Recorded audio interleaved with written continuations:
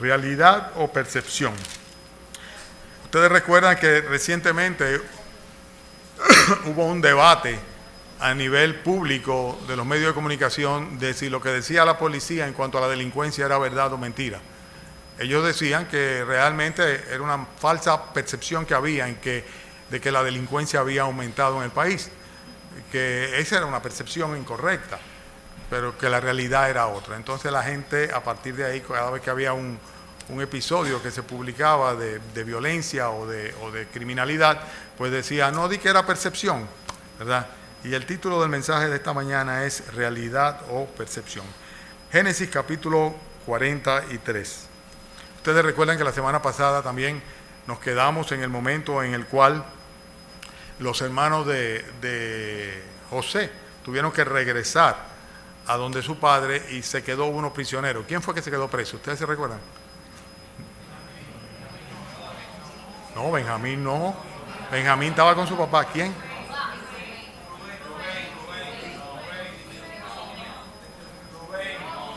Simeón. Simeón fue que se quedó preso. Simeón. Dejaron a uno preso como garantía de que los otros iban a tener que volver. Pero con una condición. O sea, le dijeron, si no vienen con el hermano pequeño, es porque ustedes son unos espías. Y no es verdad todo lo que han dicho, que ustedes son gente buena y gente seria, hija de un padre y dos hermanos, que son unos santitos. ¿Verdad? Así prueben sus palabras, traigan al hermano menor con ustedes. ¿De acuerdo? En esa coyuntura nos encontramos. Ya habían acudido a la tierra de Egipto a buscar alimentos porque, como dice el versículo primero que tenemos aquí, capítulo 43, versículo primero, el hambre era grande en la tierra. Y aconteció que cuando acabaron de comer el trigo que trajeron de Egipto, les dijo su padre, volved y comprad para nosotros un poco de alimento. Respondió Judá diciendo, aquel varón nos protestó con ánimo resuelto diciendo, no veréis mi rostro si no traéis a vuestro hermano con vosotros. Si enviares a nuestro hermano con nosotros, descenderemos y te compraremos alimento. Pero si no le enviares, no descenderemos.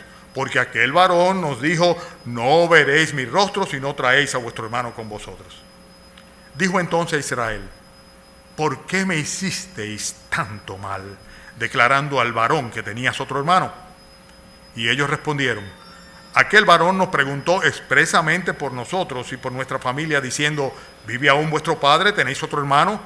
Y le declaramos conforme a estas palabras. ¿Acaso podíamos saber que él nos diría, haced venir a vuestro hermano?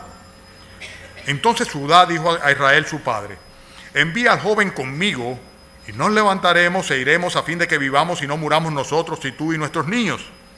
Yo te respondo por él, a mí me pedirás cuenta. Si yo no te lo devuelvo, si no te lo vuelvo a traer y si no lo pongo delante de ti, seré para ti el culpable para siempre. Pues si no nos hubiéramos detenido, ciertamente hubiéramos ya vuelto 2 veces. Entonces Israel su padre le respondió, pues que así es, hacedlo. Tomad de lo mejor de la tierra en vuestros sacos, llevad a aquel varón un presente, un poco de bálsamo, un poco de miel, aromas y mirras, nueces y almendras, y tomad en vuestras manos doble cantidad de dinero, y llevad en vuestra mano el dinero vuelto en las bocas de vuestros costales. Quizás fue equivocación. Tomad también a vuestro hermano y levantaos, y volved a aquel varón. Y si el Dios omnipotente os dé misericordia delante de aquel varón y os suelte al otro vuestro hermano y a este Benjamín, y si he de ser privado de mis hijos, séalo. Entonces tomaron aquellos varones el presente y tomaron en su mano doble cantidad de dinero y a Benjamín, y se levantaron y descendieron a Egipto y se presentaron delante de José. Y vio José a Benjamín con ellos y le dijo al mayordomo de su casa, lleva estos hombres y degüella una res y prepárala, pues estos hombres comerán conmigo al mediodía. E hizo el hombre como José le dijo, y llevó a los hombres a la casa de José. Entonces aquellos hombres tuvieron temor cuando fueron llevados a casa de José y decían, por el dinero que fue devuelto en nuestros costales la primera vez nos han traído aquí, para tendernos lazos y atacarnos y tomarnos por siervos a nosotros y a nuestros asnos. Y se acercaron al mayordomo de la casa de José y le hablaron a la entrada de la casa y dijeron, ay, Señor nuestro, Nosotros en realidad de verdad descendimos al principio a comprar alimentos. Y aconteció que cuando llegamos al mesón y abrimos nuestros costales, he aquí el dinero de cada uno estaba en la boca de su costal, nuestro dinero en su justo peso, y lo hemos vuelto a traer con nosotros. Hemos también traído en nuestras manos otro dinero para comprar alimentos. Nosotros no sabemos quién haya puesto nuestro dinero en nuestros costales. Él les respondió: paz a vosotros, no temáis. Vuestro Dios y el Dios de vuestro Padre os dio el tesoro en vuestros costales. Yo recibí vuestro dinero. Y sacó a Simeón a ellos. Y llevó a aquel varón a los hombres a casa de José, y les dio agua y lavaron sus pies, y dio de comer a sus asnos, y ellos prepararon el presente entre tanto que venía José a mediodía, porque habían oído que allí habrían de comer pan. Y vino José a casa, y ellos le trajeron el presente que tenían en su mano dentro de la casa, y se inclinaron ante él hasta la tierra. Entonces preguntó José: ¿cómo estaban? Y dijo: vuestro padre, el anciano que dijisteis, ¿lo pasa bien? ¿Vive todavía? Y ellos respondieron: bien va tu siervo nuestro padre, aún vive. Y se inclinaron e hicieron reverencia. Y alzando José sus ojos, vio a Benjamín, su hermano, hijo de su madre, y dijo: ¿es este vuestro hermano menor de quien me hablasteis? Y dijo: Dios tenga misericordia de ti, hijo mío. Entonces José se apresuró, porque se conmovieron sus entrañas a causa de su hermano, y buscó dónde llorar, y entró en su cámara y lloró allí. Y lavó su rostro y salió, y se contuvo y dijo: poned pan. Y pusieron para él aparte y separadamente para ellos, y aparte para los egipcios que con él comían. Porque los egipcios no pueden comer pan con los hebreos, lo cual es abominación a los egipcios. Y se sentaron delante de él, el mayor conforme a su primogenitura y el menor conforme a su menor edad. Y estaban aquellos hombres atónitos, mirándose el uno al otro. Y José tomó viandas de delante de sí para ellos, mas la porción de Benjamín era 5 veces mayor que la de cualquiera de ellos. Y bebieron y se alegraron con él. Percepción o realidad, realidad o percepción. Jacob tenía la percepción de que todas las cosas iban en contra de él. Si ustedes van al capítulo 42, el versículo 36 específicamente, fíjense cómo él se siente. 42, 36, cuando él dice, entonces su padre Jacob le dijo: me habéis privado de mis hijos, José no parece, ni Simeón tampoco, y a Benjamín le llevaréis. Contra mí son todas estas cosas. De un momento a otro Jacob sentía que todo se le venía encima. Decía: ya hay uno de ellos que ha muerto, que no aparece. Hay otro que entonces ahora lo tienen detenido y ustedes quieren llevarse el más pequeño también para allá. Dice: no, esto es acabando conmigo que ustedes están. Todas estas cosas vienen para acabar conmigo. Pero no solamente eso, sino que vemos en el capítulo 43 también, donde estamos, en el versículo 6, el mismo sentimiento de Jacob. Cuando él dice en el versículo 6, dijo entonces Israel: ¿por qué me hiciste tanto mal declarando al varón que tenías otro hermano? O sea, él se sentía dañado, herido, vulnerado por la situación en la que estaba pasando. Él tenía la percepción de que todas estas cosas estaban sucediendo como una especie de desgracia, una desgracia enorme que estaban sobre él. Pero nosotros que sabemos el final de la historia, sabemos que todo es parte de un plan de Dios.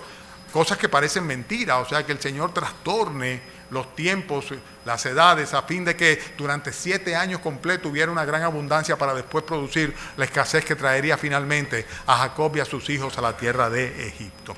Sea como sean, hay 2 actitudes muy distintas entre la que tiene Jacob y la que tenía el apóstol Pablo. En el caso de Jacob, la actitud de él es que todas estas cosas están acabando conmigo, son en contra mía, me están haciendo mucho mal.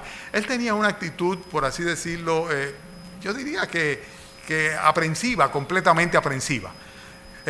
Y es algo que casi pasa por lo general, salvo excepciones con la edad. O sea, en la medida que las personas van envejeciendo, en la medida que las personas tienen mayores vivencias y han experimentado mayores circunstancias, pues se convierten en más aprensivos. Muy frecuentemente le sucede eso a los médicos también. Los médicos conocen tanto de las enfermedades que cuando ven algunos síntomas a veces son aprensivos y piensan que puede llegar hasta un extremo de ser una calamidad lo que le esté sucediendo al paciente. Bueno, en el caso de Jacob, él estaba pesimista y estaba aprensivo completamente. Todo lo contrario, yo digo, a la actitud que tenía el apóstol Pablo, cuando en el capítulo 8 de Romanos, versículo 28, él decía, nosotros sabemos que los que aman a Dios, todas las cosas le ayudan a bien. Y cuando decía todas las cosas le ayudan a bien, incluía las cosas que venían buenas y las que no venían malas. O sea, él dice, a la larga, la seguridad que tenía el apóstol Pablo era de que a los que a Dios ama, ¿cómo que estábamos cantando? Era lo del himno ¿verdad?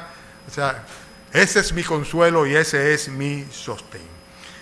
La ansiedad de Jacob podía estar justificada o no.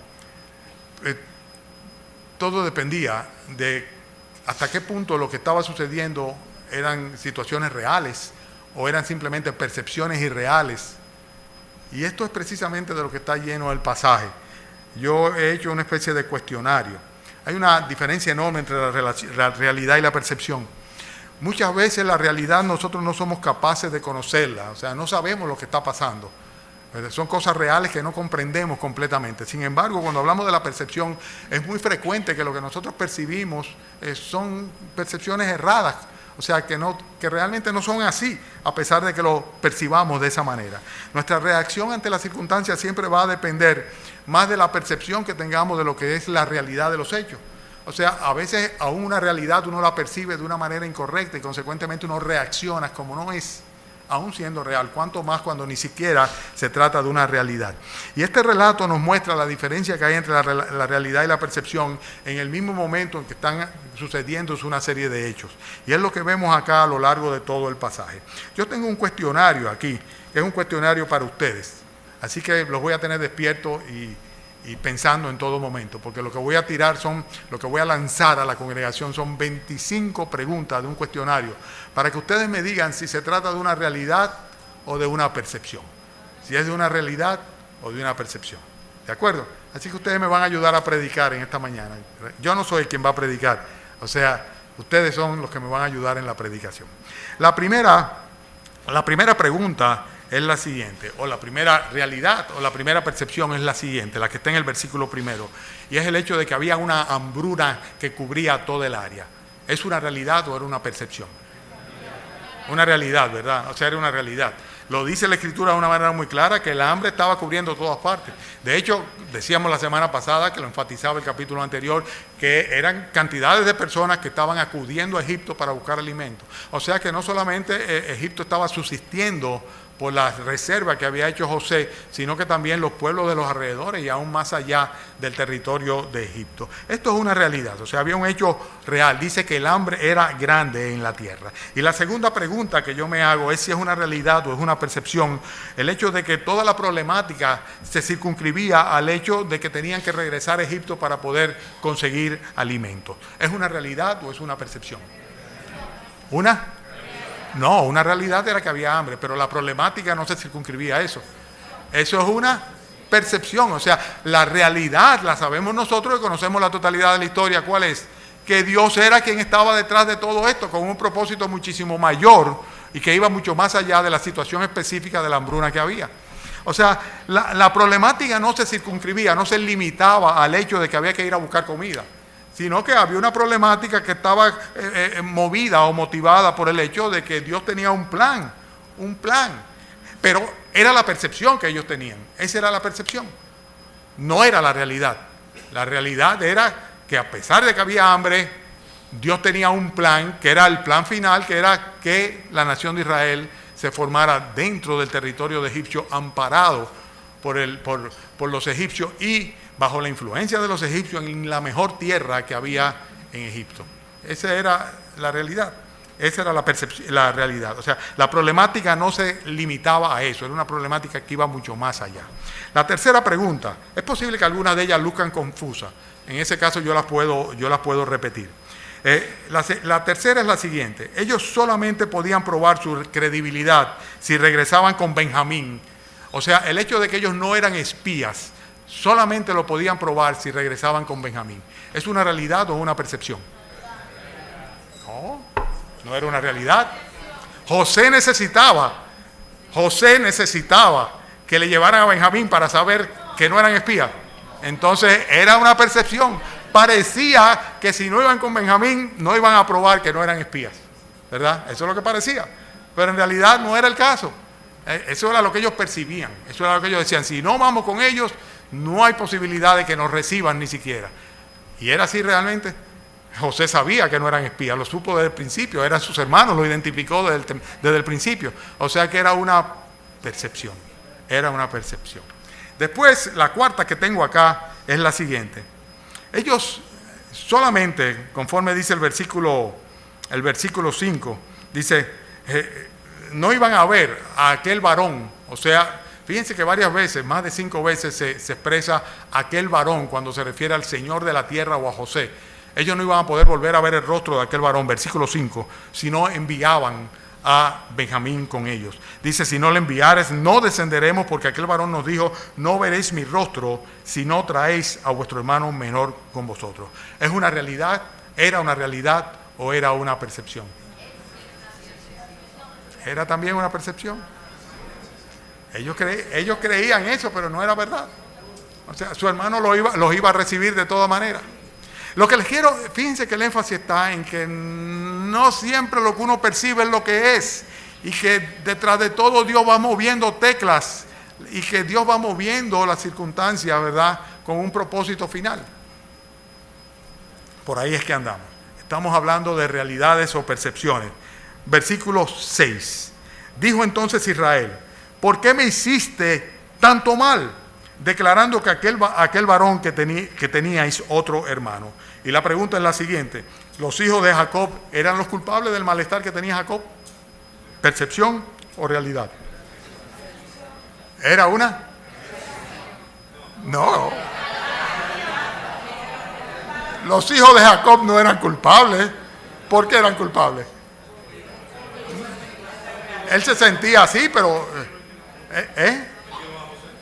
Bueno, si tú te estás remitiendo al hecho anterior, ¿verdad? Al hecho de que eran personas malvadas, pero no, específicamente en el pasaje, la reacción de Jacob es como consecuencia de que ellos dijeron que tenían otro hermano.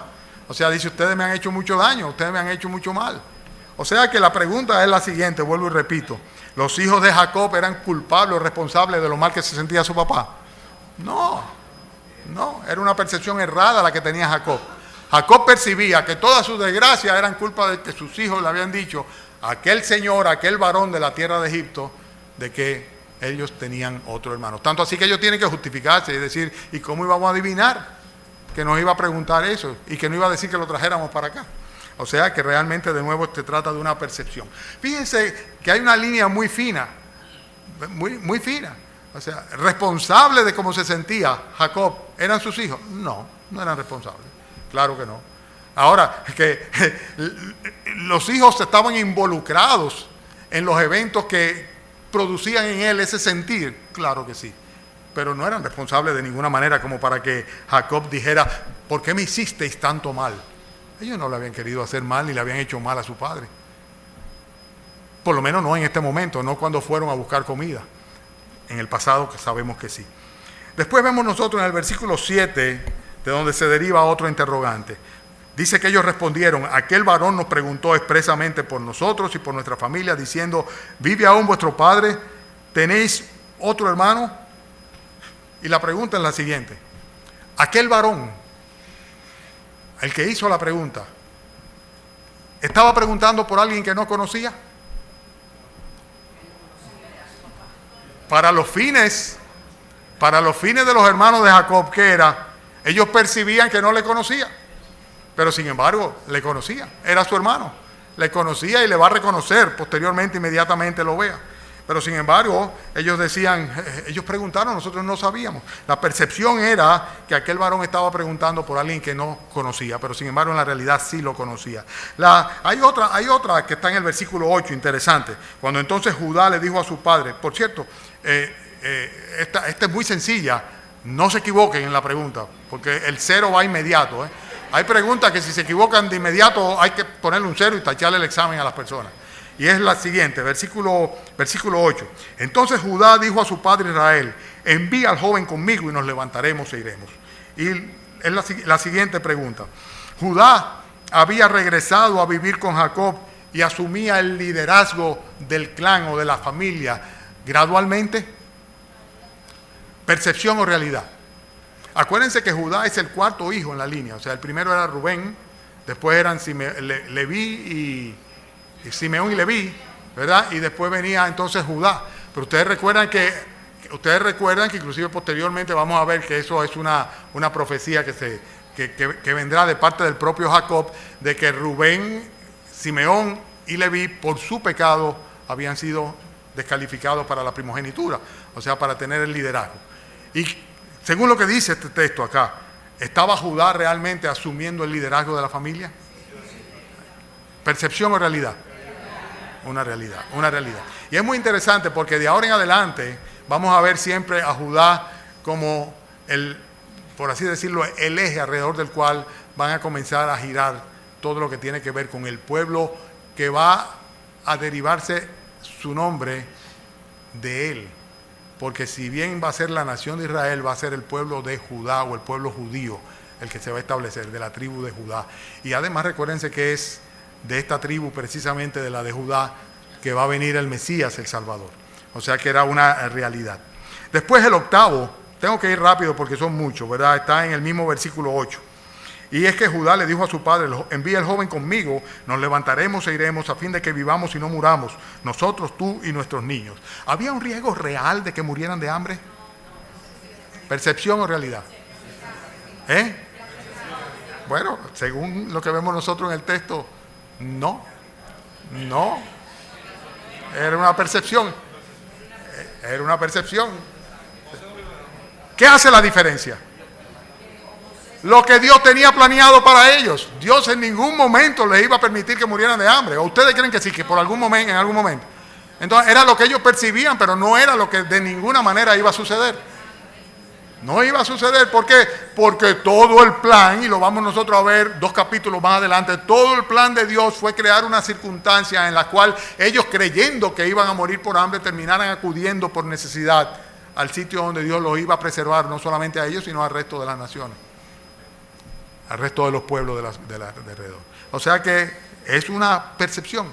A veces nosotros, yo pudiera hacer comentarios de cada una de estas cosas, lo que pasa es que le tengo temor al tiempo, pero a veces nosotros vemos circunstancias en las cuales parece inminente. Bueno, cantábamos otro himno en cuanto a eso, que es el maestro se encrespan las aguas.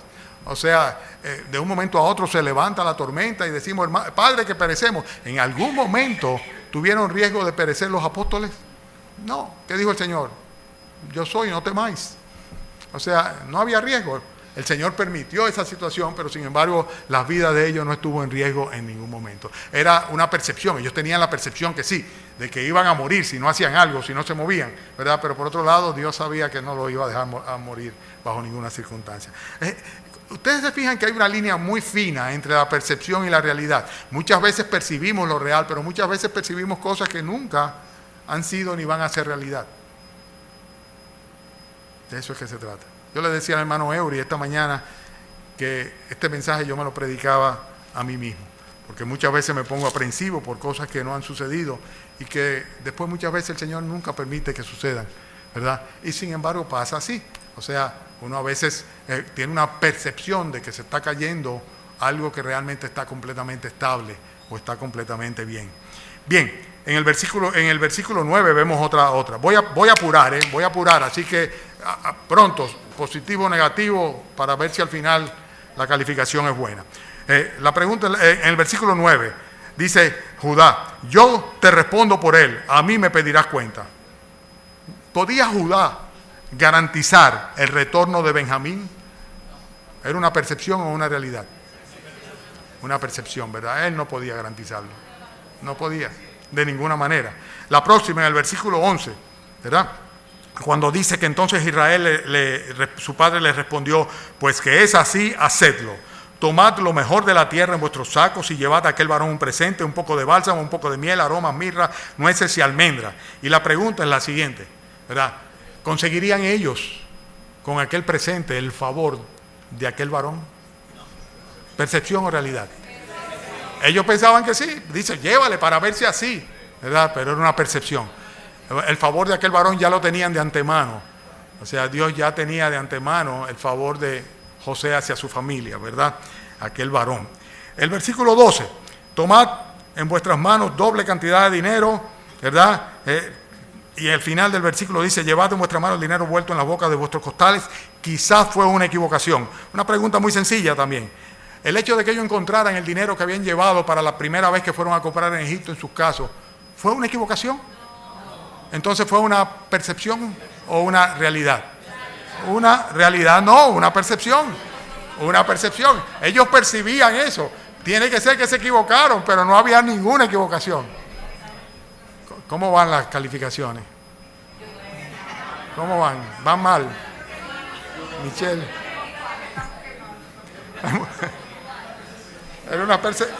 Era lo que era la percepción de ellos, era esa. Vamos con el próximo. El próximo ya es la mitad del examen, la mitad del test, ¿verdad? Y es en el versículo 14, cuando Jacob finalmente dice, y el Dios omnipotente os dé misericordia delante de aquel varón. Y la pregunta es la siguiente: ¿es una realidad o una percepción que Dios es omnipotente?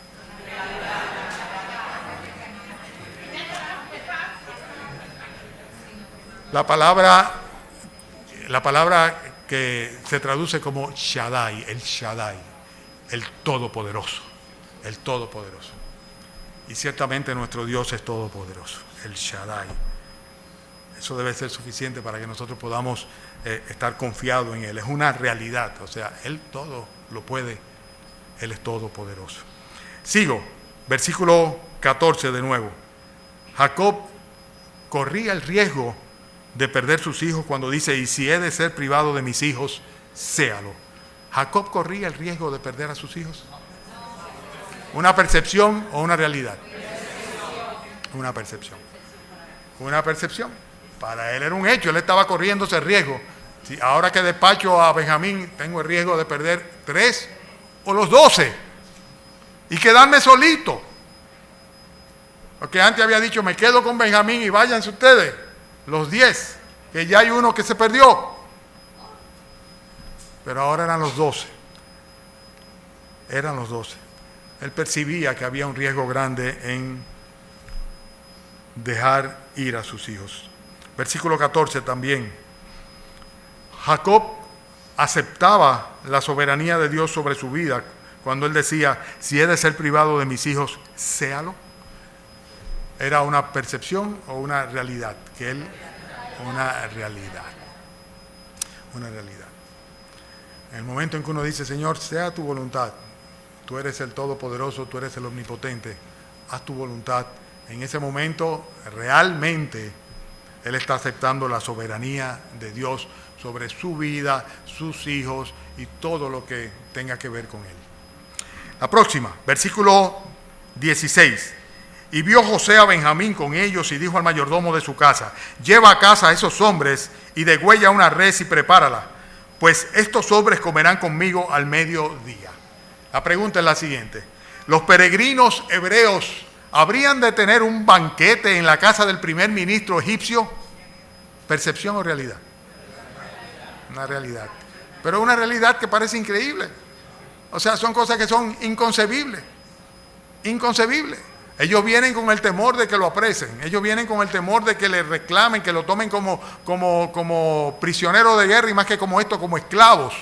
Que le arrebaten aún los burros que llevaban con todo lo que llevaban. Y cuando ven que lo llevan a la casa del primer ministro, entonces es cuando se meten en miedo de verdad. Dice, eso es que nos están reclamando, ¿verdad? Sin embargo, era una realidad el hecho de que ellos habrían de tener un banquete preparado especialmente para ellos, con una res acabada de matar en la casa del primer ministro. Las cosas del Señor, las realidades del Señor son tan distintas a las percepciones que tenemos nosotros. Y por eso podemos decir solamente gracias y gloria a Él. La próxima, la 17ª, vamos casi terminando, falta poco. Y es la siguiente. Dice el versículo 18 que aquellos hombres tuvieron temor cuando fueron llevados a la casa de José. Y la pregunta es la siguiente: ¿tenían razones para sentir temor? ¿Era una percepción o una realidad? ¿Una? Pónganse de acuerdo. No, no era una realidad. Yo no dije que si tenían temor. La realidad era que tenían temor. Ahora, si había razón para que tuvieran temor, no. Era una falsa percepción. Percepciones o realidades. Versículo 18.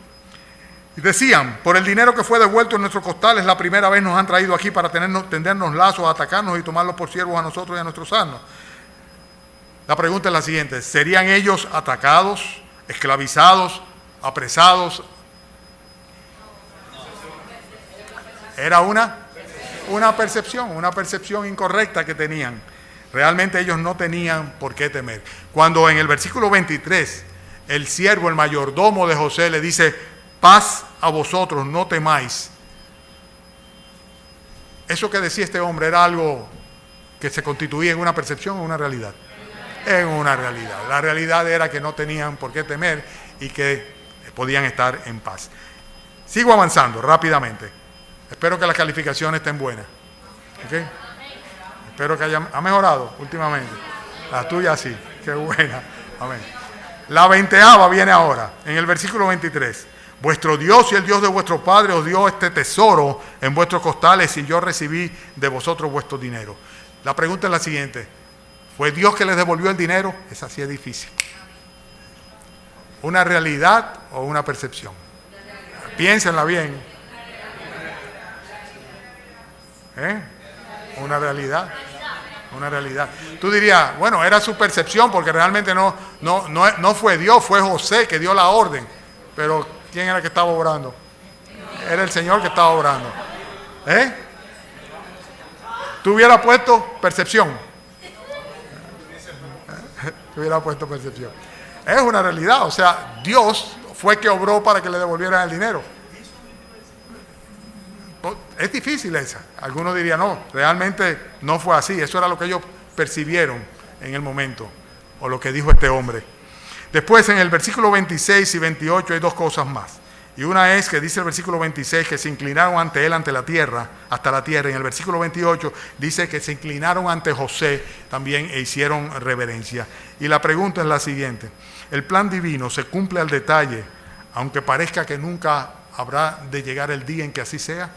¿Realidad o percepción? Realidad. Versículo 29. Alzando José sus ojos, vio a Benjamín, su hermano, hijo de su madre, y dijo, ¿es este vuestro hermano menor de quien me hablasteis? Y dijo, Dios tenga misericordia de ti, hijo mío. Y la pregunta es la siguiente: ¿la misericordia divina es el mejor deseo que podemos tener hacia una persona? ¿Realidad o percepción? Piensa a su hermanito, dice que Dios tenga misericordia de ti. Misericordia de ti. El favor de Dios, a pesar de uno, a pesar de nuestras debilidades, de nuestros pecados, su misericordia es lo mejor que podemos decidir a una persona. Cuando una persona está sin Cristo, que no se ha convertido al Señor Jesucristo, tiene un problema muy serio. Es el problema que viene como consecuencia del pecado. El pecado le condena y le manda al infierno. Y si muere en sus pecados y en sus delitos, como dice la Escritura, se perderá para siempre. ¿Cuál es el mejor deseo que podemos tener hacia esa persona? Que Dios tenga de él misericordia. Que Dios tenga de él misericordia. Que Dios tenga de esa persona, de ella, de misericordia. Y que pueda creer en el Señor Jesucristo como único y suficiente Salvador. Entregar su vida a Él para que sus pecados le sean perdonados. Y para que pueda tener libre acceso a la presencia de Dios el día que Dios reclame su existencia. Esa es la realidad. La misericordia divina es el mejor deseo que podemos tener hacia otra persona. Casi siempre cuando vemos a una persona en crisis de salud, nos compadecemos de esa persona y oramos para que el Señor le recupere. Pero nosotros aquí en la iglesia, casi como eslogan o lema, tenemos lo siguiente, y es que cuando pedimos por la salud de alguien, preguntamos, ¿es convertido? ¿Es cristiano? ¿Es una persona que ha nacido de nuevo? ¿Una persona que va al cielo? Porque hace la gran diferencia. Un enfermo que va en camino de condenación es muy distinto a un enfermo que va camino al cielo. Por eso siempre preguntamos, ¿es salvo? ¿Esa persona por la que oramos es salvo? ¿Ese bebé por quien oramos es salvo, ese niño es salvo, porque si no, tenemos que pedir por la salvación de esa persona al mismo tiempo que pedimos por su salud. Salvación y salud. La misericordia divina es el mejor deseo que podemos tener para con otra persona, y eso es una realidad. 2 cosas más y terminamos, 3 más. En el versículo 30. Entonces José se apresuró porque se conmovieron sus entrañas a causa de sus hermanos y buscó donde llorar, y entró en su cámara y lloró allí. Yo no sé si ustedes pueden visualizar el episodio, ¿no? Pero a mí, cada vez que yo leo este episodio y el de la semana que viene, oye, se me conmueven las entrañas igualito que a José, ¿verdad? Ustedes se imaginan la incertidumbre de estos hombres que de un momento a otro, que van con temor y se ven en el medio de la casa con una mesa que le están preparando para ellos. Y todavía más que eso, cuando van a darse cuenta, van a ver que todo va a favor de ellos. Ustedes van a ver cómo terminan completamente atónitos. Dice el texto que se veían el uno al otro como que, ¿qué es lo que está pasando? No entendemos qué es lo que está pasando. Porque la percepción que ellos tenían era muy distinta a la realidad que el Señor tenía para ellos. Y vemos nosotros acá, ¿verdad?, que el corazón del hombre solamente lo conoce Dios. Esto es una percepción, una realidad. La Biblia lo dice. Vemos que José se apresuró.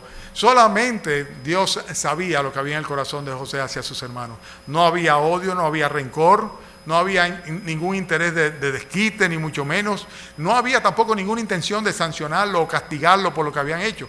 Él había utilizado una estrategia, ¿verdad?, dirigido por el Señor para de una manera gradual probar a cada uno de ellos, no probarlo José, probar Dios a cada uno de ellos, trabajando en cada uno de sus hermanos a fin de que lleguen a ser las personas que van a liderar la nación de Israel a través de las 12 tribus. Y de hecho, Dios los transforma de una manera total y radical. Antes de la hambruna, todavía eran unos delincuentes impenitentes. Ahora Dios, y no por la hambruna específicamente, sino por estas vivencias, va transformando el carácter de ellos a fin de que sean aquellos patriarcas que Dios necesita para, a través de ellos, traer el Mesías, escoger un pueblo y traer su revelación a todos los hombres. La próxima pregunta es la siguiente, la penúltima, la 24ª, dice, versículo 33. Se sentaron a comer delante de él, el mayor conforme a su primogenitura, el menor conforme a su menor edad. Dice, y estaban aquellos hombres atónitos, mirándose el uno al otro. Y la pregunta es la siguiente, ¿sucederán siempre este tipo de cosas que sin entenderlas nosotros nos van a sorprender? ¿Ustedes creen que sí o no? Yo sé que no está bien formulada la pregunta, pero yo puse acá casi en forma de aseveración. O sea que es una realidad. Nosotros no conocemos la mente del Señor. Siempre van a suceder cosas que nosotros no podamos entender, pero que sin embargo, ¿verdad?, aunque no sorprendan, vienen de parte del Señor para bien. La mente del Señor nosotros no la podemos comprender. ¿Quién entendió la mente de Jehová?, dice la Escritura. Realmente es imposible. Yo sé que esa no está muy bien formulada, así que esa, si ustedes quieren, pónganle que es una realidad, ¿verdad? Es una realidad que hay cosas que nosotros no vamos a poder entender, pero que van a ser ciertamente así. Y la última, yo creo que todos ustedes van a coincidir conmigo, porque la Escritura lo dice y nosotros lo cantamos en el momento en el cual nos damos los saludos aquí, ¿verdad? Y dice lo siguiente, la comunión de los 2 hermanos, después de 22 años de separación, se habían reunido de nuevo ahora los 12 hermanos completos, después de 22 años. La comunión de los 12 hermanos trae alegría a los corazones de ellos. Dice el versículo 34, y bebieron y se alegraron con él. Mirad cuán bueno y cuán delicioso es cuando los hermanos habitan en armonía. Gracias al Señor por la comunión de los santos. Gracias al Señor por la armonía dentro del cuerpo de nuestro Señor Jesucristo. Gracias al Señor porque siempre trae alegría cuando los hermanos se reúnen. Yo tengo una serie de conclusiones aquí y seguramente pudiéramos hacer un listado completo. El primero de ellos es que Dios siempre tiene un plan para bendecirnos, aunque a veces no parezca que es así. Eso lo reitera tanto el Antiguo como el Nuevo Testamento en una gran cantidad de versículos. una gran cantidad de versículos. A los que Dios ama, todo ayuda a bien. Este es nuestro consuelo, este es nuestro sostén. La segunda conclusión es que Dios ciertamente protege a los suyos frente a los peligros y las calamidades. Había una situación de peligro y el Señor habría de proteger a su pueblo. Y finalmente el hecho de que nosotros debemos confiar en el poder de Dios, en su omnipotencia, en su poder ilimitado en cualquier circunstancia. ¿Por qué? Porque su misericordia está a favor de nosotros. Si tenemos el favor y la misericordia de Dios, entonces debemos poder vivir confiados. Esas son las conclusiones que yo tengo de este pasaje. Estos pasajes son sumamente narrativos. Pretender sacar verdades teológicas son cosas que realmente serían casi una aventura.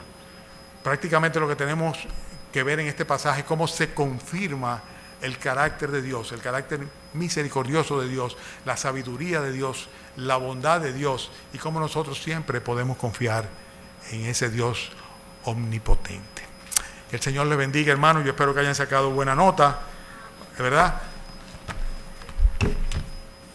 Y vamos entonces a despedirnos ahora con un himno final, ¿verdad, hermano?